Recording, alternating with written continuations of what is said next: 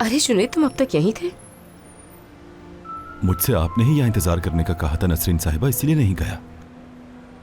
वाकई मैंने कहा था। मैं भूल गई होंगी, शायद याद नहीं रहा मुझे। ये कोई पहली मुसीबत नहीं है तुम्हारी जिंदगी में। पहले वो बच्चों का बदल जाना, अब फारूक का मसला। नसरीन को अगर मालूम हो गया तो वो तुम्हारे खिलाफ इस्तेमाल करेगी। उसके बाद न जाने क्या होगा, मैं तो सोच भी नहीं सकती। बहुत कंफ्यूज्ड हूँ मैं जानान, बहुत ज्यादा। मैं आ गया मेरी बच्ची।